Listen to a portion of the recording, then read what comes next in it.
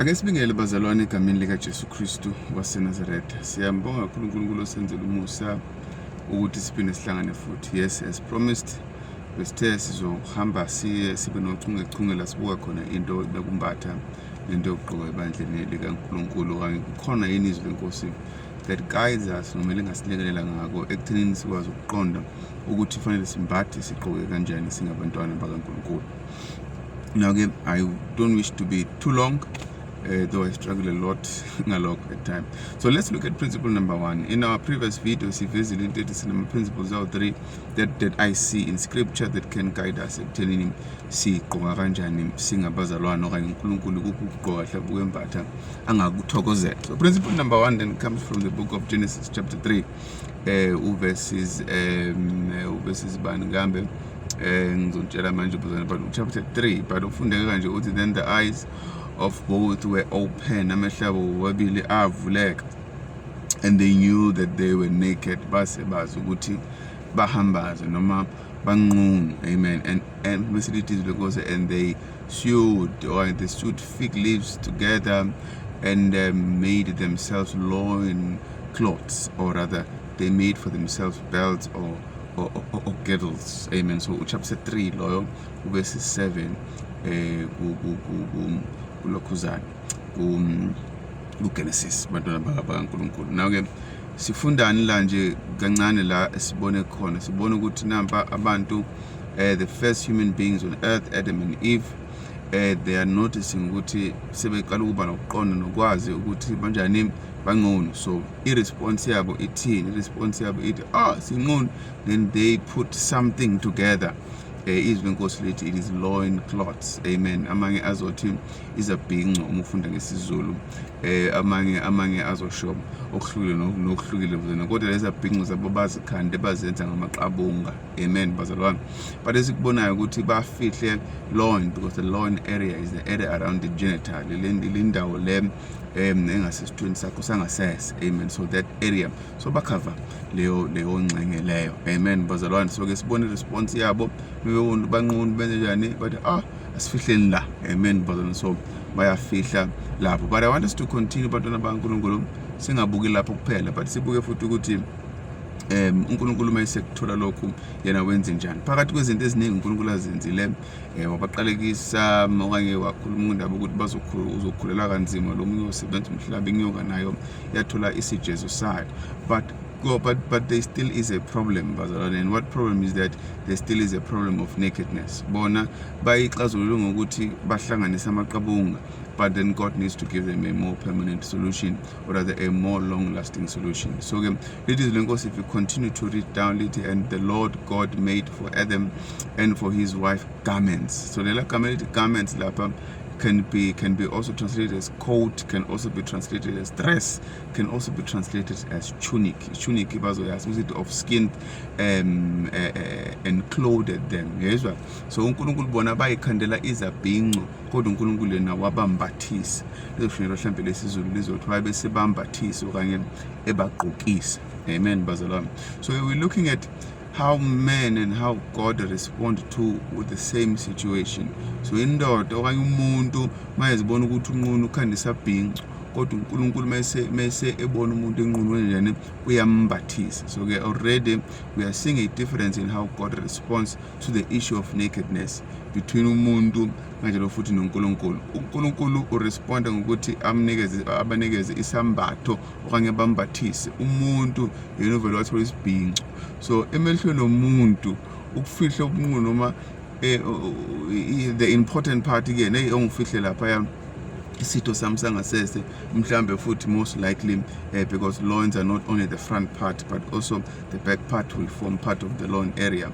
Bazalwane bafihla mhlambe nengemumva labo uma bethi Nkosi yami nakho senginqunu, but uNkulunkulu says no bafowethu, that is not enough. So I'm going to give you tunics ukuze ngikwazi ukugqoka. That is not enough. You have not covered ngokwanele, nisanqunu noma nibhinqile. Amen. So the tunics then dealt with the two issues. Number 1, the issue of longevity. Amen bazalwane, ukuthi vele amaqabunga bezobona maybe after a day or two. Amen.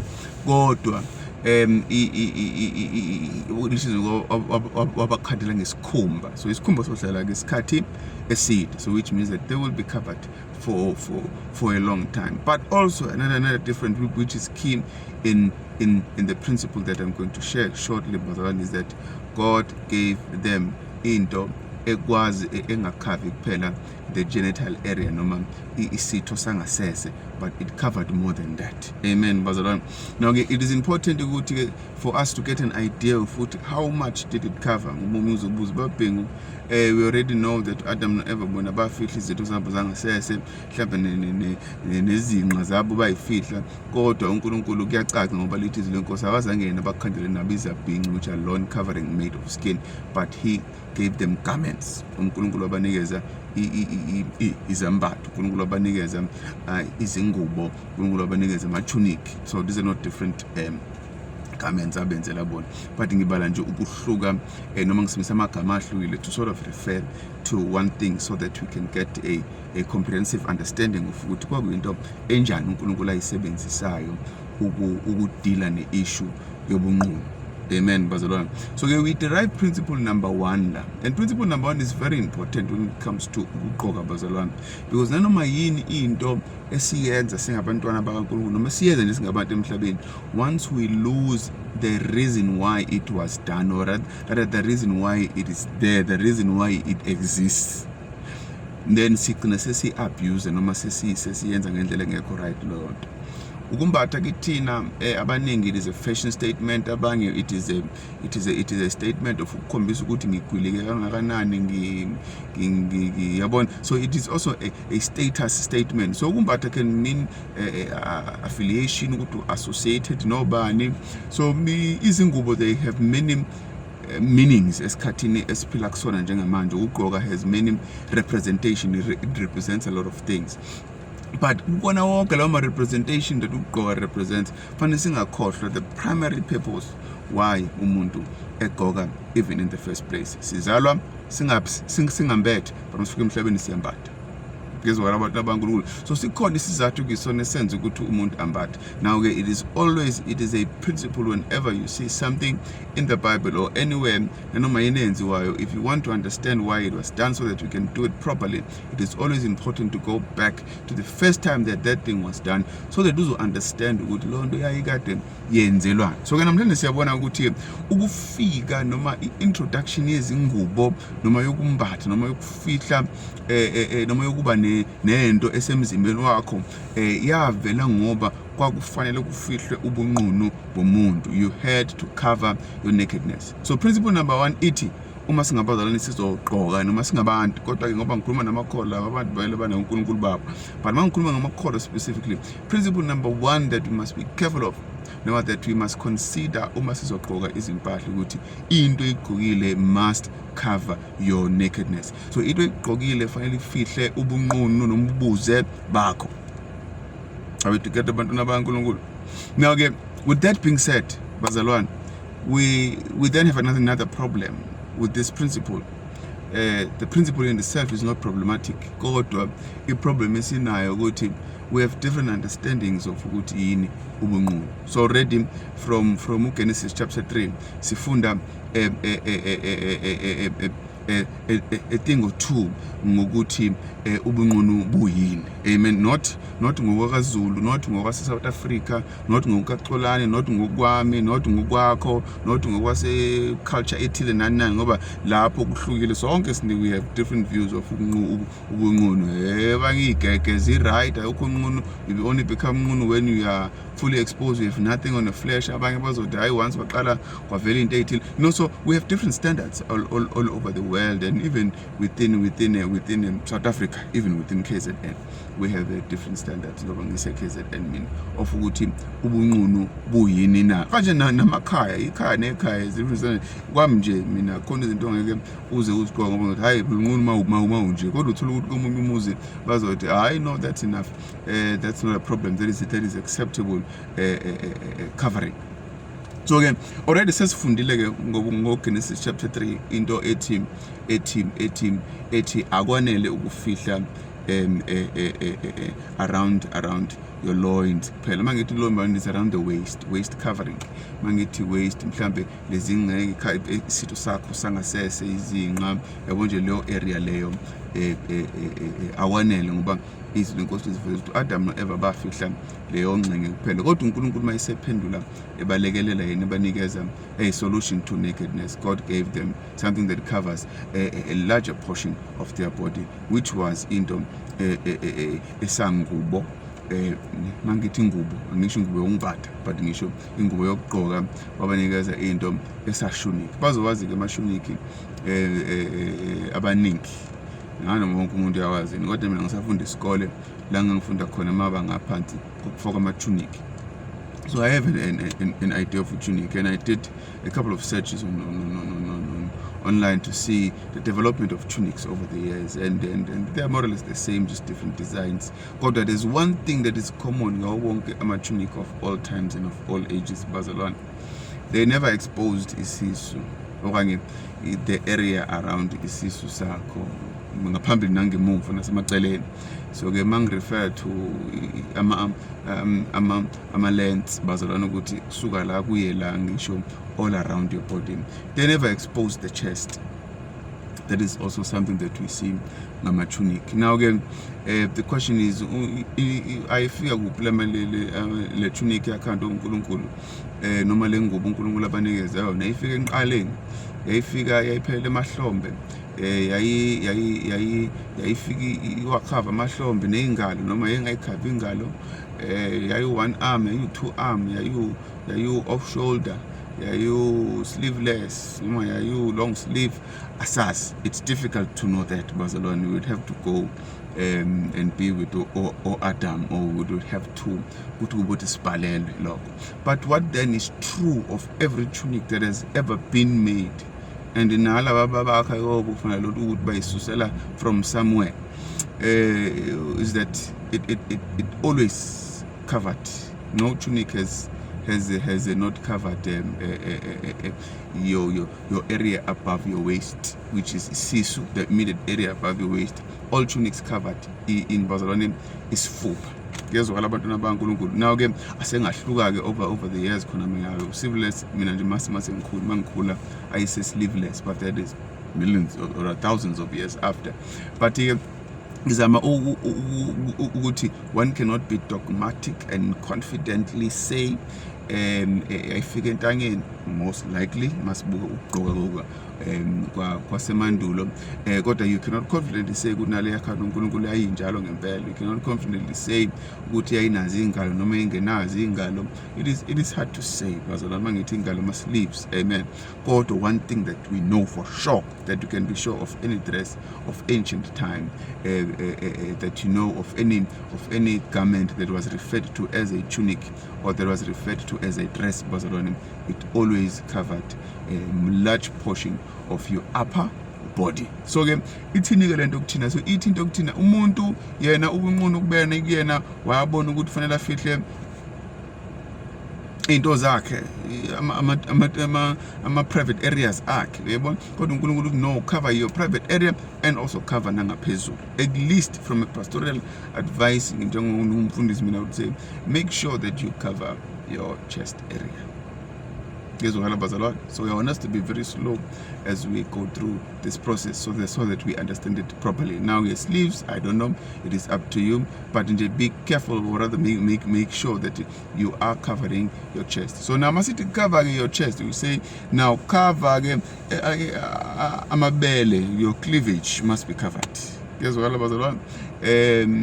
cover ibele zakho mangabe umuntu wesilisa singakuboni, amen. Cover isisu sakho, cover your six pack, cover your figure, cover your belly button, cover nje ingaphezulu lakho, amen. Now masisiya ke ema-sighting, mangithi ema-sighting from your shoulder now going down. Now you can be led by the Holy Spirit there, or if you happen to discover something else that the Bible may teach, that maybe I would have not come across when it comes to your sides. Mangithi sides, I mean your arms or your arms. Amen. Bazalwane futhi even on shoulder. Uzothi no mina ngine off shoulder babubhengu, and I can say I don't know, maybe the tunic that God had created for Adam on earth and Eve, which can be a base for our standard singabantwana bakaNkulunkulu when we want to honor God. Yayi off shoulder in angazi, it could be, but njengoba ngisho bazalwane ukuthi a safe point or a safe limitation thina njengabazalwane that we can work on ngesithatha nakhona futhi ukuthi the word that was used there, or rather how God answered into yobunqunu, he gave tunics, or rather he gave dresses. We can be confidently sure ngayeke ngaphikisana naye njengamanje ukuthi khona ingubo itunic engavali isifuba. Sekuqala manje ke mangabe sikhona ingobe sikhona futhi ukuthi mayingabe sikhona eziveza ifuba, kodwa esiqiniseko sokuthi isifuba was covered, sis was covered, kanjalo futhi the sides and the backs akhona futhi they were covered, also including the lower area, the genital area, izitho zakho zangasese, kanjalo futhi nangemuva nangaphambili nasemaceleni. So again, we know that. Now the other question will then say, okay, now lama tunic babubhengu ayihamba aphelele, bayihamba fika baqakaleni, ayihamba fika emadolweni, ayihamba fika half of the tongue, ayihamba fika anqamule bizwa ngani anqamule umlenze, ayiphelele lapho lama tunic. Now it's also Genesis chapter 3, awusilekeleli in us understanding that, but there are other passages of scripture that can sort of give us, that can sort of give us an understanding of how firm could those dresses have been. Amen. Now remember, this is ancient writing. This was probably at the beginning of the world, probably more than 6,000 years ago. So it was a long time ago. So we then need to look at scripture so that it can actually give us an idea.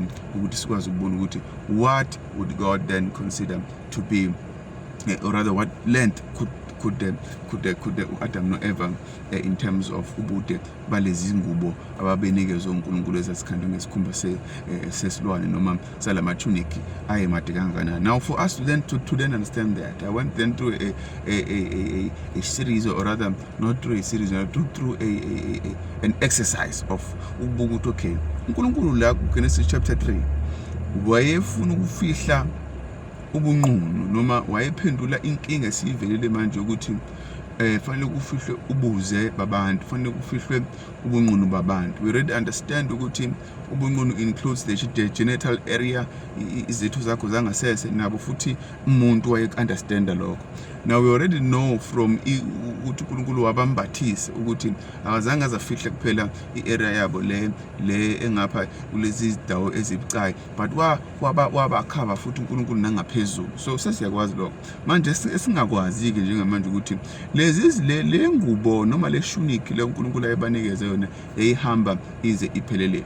Now sizobona kanjani-ke, siyazi ukuthi uNkulunkulu into azama ukuyisebenza la phakathi kokunye. I'm sure khona kuya, I'm sure futhi wayezama ukuthi bafudumale mangabe kwakubanda, kodwa mabe bengagqokile vele, I'm sure they could still go without clothes. But he might have wanted to also take care of other things, but primarily the reason why beze bethola isambatho ngoba fanele kufihlwe ubunqunu babo. So I guess bukeni-ke bazalwane, this is me thinking to myself, let me look at other places where God may be referring to ubunqunu. Let me look at other places in scripture, especially in the Old Testament. La sibona khona uNkulunkulu athi mani nje ninqunu noma manenza ukuthi inqunu, mungakwenza ukuthi ngoba uzoba nqunu noma ngoba unqunu mawunje, because that now can then give us an idea of ukuthi yini imapha amalungu omzimba athi mayevelile bese uNkulunkulu akuconsider lokho njengokuthi umuntu akaqokile. Now let's look at the book of Bosokala ngubani. Sizofunda incwadi ezu-2 bazalwane. Amen. Sizofunda u-Isaiah, sifunde futhi no-Exodus. Amen. Mhlambe ake siqaleni ngo-Isaiah. Amen bazalwane. So Isaiah 47 verses 2 kuya ku verses 3. Ayibonge inkosi uthi take the millstone and grind the mill, remove your veil, take off the skirt uncover thy thigh or thy leg. Yabo lapho njengoba ngithi uncover thy thigh or thy leg, ngithi or because amanye ama-translations will use igama elithi leg. Amanye ama-translation the older translations which or NKJV, the King James, I don't know NKJV, but I think King James would say the thigh. Kodwa amanye azothi leg. Mase to pass through the river, your nakedness shall be uncovered. So when now your thigh or your leg is exposed, then your nakedness will be uncovered. Mase yes, your shame will be seen. I will take vengeance and I will not arbitrate with a man. Amen. Isaiah 47 verses 2 kuya 3 loyo. Amen. So again, I guess before one starts discussing that, let me sibuke futhi nencwadi ka-Exodus chapter 28 verses 42. Uthi you shall make for them linen trousers. Nibenzele amabhulukwe, amanye ama-translation azothi linen undergarments. Amen. Bazalwane, you shall make for them linen trousers to cover their nakedness. They shall reach from waist to thy thighs. Amen. And in the foot, you shall make for them linen trousers to cover their nakedness. They shall reach from the waist ukalo to thy thighs as matangeni. Amen. So okay, these are the two scriptures that I got, that I managed to find in scripture. There could be more that give us guidance, but that in my search. Oh, okay. So and it is when God is speaking about a judgment on his people.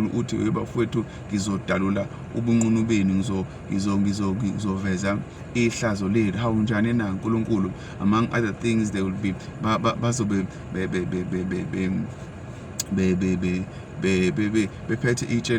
which was done by abantu besifazane who were sort of slaves. Kodwa phela isizwe sikaNkulunkulu were not really slaves.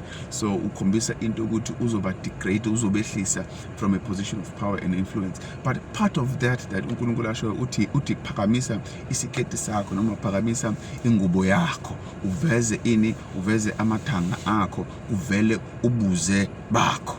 So siyabona futhi the exposing of thy thigh, ukuvezwa kwethanga kuyabuveza ubunqunu bomuntu. Nina again mase sibuka la ku-Exodus, uNkulunkulu utshela abapriest ukuthi kufanele bambathe kanje noma beya endlini kaJehova, uthi ngaphansi, amen, kufanele bafake iyikhindi noma bafake amabhuluko. Ayabonga inkosi bazana ukuze bafihle ini umnqunu babo. And then he tells us ukuthi leli bhuluko kufanele libe njani, kufanele liqale okhalweni waist lize liyofika kuphi ethangeni. Now ke the question is, lifika kuphi ethangeni? Halfway the tongue, middle of the tongue, phezulu nethanga, asas bazalwane. It is very difficult for us to know for sure. We can assume, but it is very difficult for us to know for sure. Amen bazalwane. But esibonile ngaleya that ku Isaiah chapter 47 verses 2-3 nokwazi ukusigayida ukuthi kungase kube ukuthi yini into eyinkinga kuNkulunkulu nethanga noma kufanele ithanga lethu likhaveke kangakanani. Amen bazalwane. Lapha uchaza umbhali uthi phakamisa isiketi sakho noma ingubo yakho bese uwela umfula. So ke now that was a practice that was common in those days. Ngicabanga ukuthi futhi nathi ekhathini zethu kulabo abakhulele emakhaya, they would be aware of such practices. La ukuthi abantu besifazana okanye izintombi okanye amantombazane mayewela umfula, so that zingezomanta impahla abayigqokile uzophakamisa isiketi sakho and then usiyakwazi ukuwela. Amen bazalwane. So ke ukwazi well, of course ke mawenza kanjalo kumvula nje kungawona umhosha kodwa kube kumvula. Amen bazalwane. So your skirt circle will go up reasonably high, at least up to the point where your knees will be exposed, even the thigh okanye ingxenye yethanga lakho will be exposed. So you'll be seeing commonalities between these two scriptures, whereby sibuka into ethi ikhona into yokuveza kwethanga nokuba nqunu komuntu noma nokuveza ubuze bomuntu. So now a safe pastoral application now in this verse, because all of these things, but we cannot be because sasingekho mangithi sasingekho, we don't have other scriptural references that definitely say that yayinde kangaka ingubo kaSimanibane ayinde kangaka. We do have history that can tell us ukuthi abantu babegqoka kanje ngalesi sikhathi, but asifuna ukunceka kakhulu kulokho ngoba lokho kuyashintsha futhi ku-influence nabantu abaningi. Ingakho ubona ngingezokukhulumisa kakhulu lokho, amen bazalwane, kodwa ngifuna ukukhulumisa kakhulu ukuthi nakhe sikubona ungathi kunceka kakhulu ekwenzeni kukaNkulunkulu kunokwenza kwabantu, amen bazalwane. NaNkulunkulu uhlulela abantwana bakhe lapho uthi bebafethu ngizofunda ukudalula ihlazo leni njani na uNkulunkulu ngizoniveza amathanga bese kuvela ubunqunu benu. Hayibo nangapho uNkulunkulu kuba priest uthi bafethu angifuni manizongikhonza nizosebenza endlini yami ukubona ubunqunu benu, and then fakana amabhluwe that are going to go up to your thighs, amen bazalwane. Now the question would be yini thanga. That may sound like a very lame question and a stupid question, but it is an important question that we must ask. So ithanga, with no dispute, ithanga, they start from somewhere around the hip area, or maybe just under the hip area, your waist,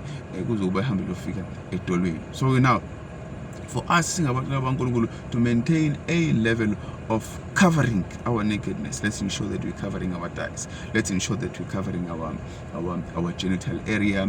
Amen. Let's ensure that we're covering our stomach area, our belly button. Let's ensure we are covering our chest. Amen. At least then we will know that at a minimum, amen, we have covered our nakedness. Here's what about the. So again, we're looking at those verses. So okay, now that's principle number one. Principle number one: cover your nakedness. Understand and believe and be reminded. The reason why it's not for fashion. You can be fashionable. It's not a sin. It's not for statements that you want to make. You can make statements. It's not a sin, provided of course it's not a bad statement that you're making. Never lose the primary reason why sigqoka singabantu nje emhlabeni. Sigqokela ukufihla ubunqunu bethu, sigqokela ukufihla ubuze bethu. So uma into igqokile ikuveza unqunu noma ugqokile, then you have not my goodness, awusifezi isizathu sokugqoka. Together bazalwane, ngenze ukuthi usifezile zonke lezi zinto izathu nezinhloso obuzama ukuyiveza, but we have missed the mark of why dressing was even included, or rather was even introduced in the first place. It was introduced so that it can cover our nakedness. Now it is dangerous to define nakedness ngoba it is forever changing, and we know what is not controlled by is controlled by the world. In fact, let me just also share this observation that I have observed when I was doing this study. Because in our dynamics when you go into principle number 2, principle number 3, as we go through this series together, dynamics so of course without going back in history, but there's one thing that you'll notice must happen in history. In one geographical area from 100 years ago, same geographical area, same ethnic groups after a couple of 100 years, it's even worse. I'm also to different cultures. We are to different regions of the world. And it will continue to change as we continue to live. So then it becomes, then it becomes very important. Finally, says we need to have principles that are going to govern how we dress, and not allow ourselves to be controlled by the culture of the day, because that is what has been happening. We have been controlled by the devil. singaboni kodwa ukuthi sicontrol yena. How njani nababubhengu ukuthi sicontrol usathane ukuthi sigqoka kanjani. I've noticed a trend ngizokhuluma ke maybe in a South African context or also maybe even a KZN context, because ngihlala KZN ngikhulele South Africa, is that there was one stage whereby abantu abangayiphathi kahle, abantu basezweni babegqoka ngendlela ethile a couple of decades ago, and uthola ukuthi siyibandla thina we will just do one level better.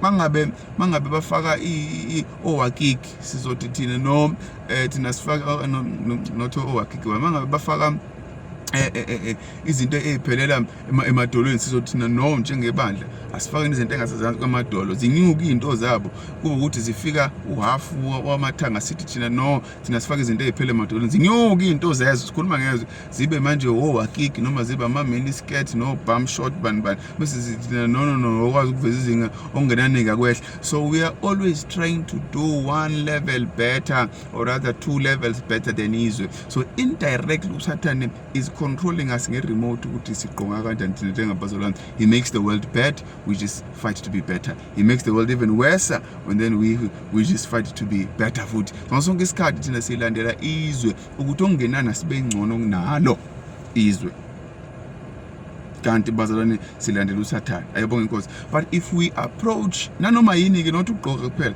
but if we approach everything in Christianity based on principles, sithi noma si adapter ngokuthi phela ngeke sikwazi ukugqoka amaroko, not ngesikwazi kodwa ke that's awasaqhokwa manje, yabo. So we're not saying take the dressing of old uzogqoka kanjalo manje, but we are saying take the principles of God and apply them even to modern garments. Mangithi modern garments, modern fabric, modern fashion, modern dresses, modern attires. God ukuthi athatha the godly principles. So principle number 1 that we're learning today, bazalwane, izinto esigqokayo must cover our nakedness. In futhi ngesifunda ukuthi nakedness is not only covering your genital area, but nakedness, bazalwane, or rather covering nakedness is not only covering your genital area, but it's also covering your thigh. Make sure ukuthi ithanga lakho aliveli. This goes for both women and men, bazalwane, women and men.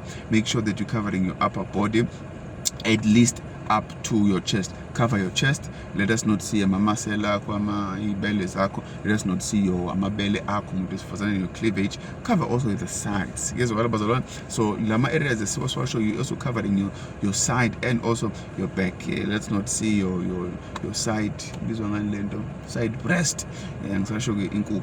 But again, side breast, ubona la ufihla ama side breast akho, fihla isifuba sakho, fihla isisu sakho, fihla ulokhuzana. Fihla, it goes without saying your genital and your loin areas. Fihla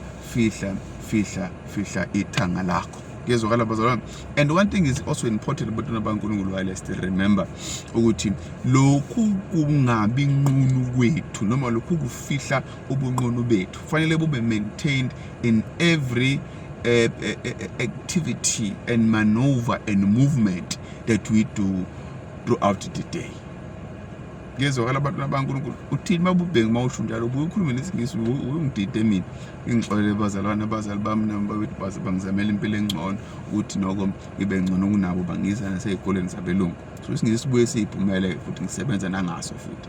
So bathi babubhengu usho ukuthini mawuthi efanele lokhu kumbatha kwethu, amen, noma indlela esigqoke ngayo ifihle ubunqunu bethu futhi lokhu ubunqunu bufihleke ngazikhathi zonke. Kwesinye isikhathi uthi konto mawuyigqokile bazalwane, yes it covers you up to your knee, yes it covers futhi nangaphezulu, kodwa once waqala wanyakaza kuyaqala kube khona indawo evelayo, uyabona bazalwane. So ukuthi wena manje you have covered your nakedness only mawumile mangabumile, noma wena you covered your nakedness only mawuhleli mangabuhleli, amen. Kodwa once waqala wasukuma you become naked. There is a lot. Wange waqala wahamba you become naked. Wange waqala wathatha ipeni wabhala esikoleni mangabe uyafunda, noma wahlala phansi emsebenzini mangabe uhlala edeskini, noma wahamba noma waphakamisa izandla masisenkonzweni okanye noma usebenze noma whatever, then you become naked. Then that says to you lento igqokile is not appropriate. Now we can do one of two things. Number one, you need to change the so that uthole ezobaphethe ezokuvumela ukuthi uthi noma unyakaza wenze izinto that are everyday activities that you have to do, that you cannot not do. They are going to cover your nakedness. Or you can do those things in a different way. Izinto efana njengokugoba, maybe goba ngendlela ehlukile mangabe uyacosha umuntu ocosha izinto enza ngendlela ehlukile ezokwenza ukuthi noma uyenza lonto kube ukuthi ukufihlile ubuze bakho ngekhathi zonke. So ke mawusekamereni kini ekamereni lakho hayi ke lapho ke ungahamba ngisho umpuna mawuthanda ngoba vele ubunqunu umubuze bethu asibufihlela uNkulunkulu. Mangithi asibufihlela uNkulunkulu, yes, we are doing it in response and in respect and in worship for God. Amen. Bazalwane, kodwa asifihleli yena uNkulunkulu. Uyabazi ubuze bethu senziwe uye, uyasazi futhi noma silele noma sigeza noma senzani, but sifihlela abantu. So and then whenever you go to a public setting, then it means that, or rather whenever you're going to go to abantu, then you need to cover your nakedness. Fihla ubuze bakho.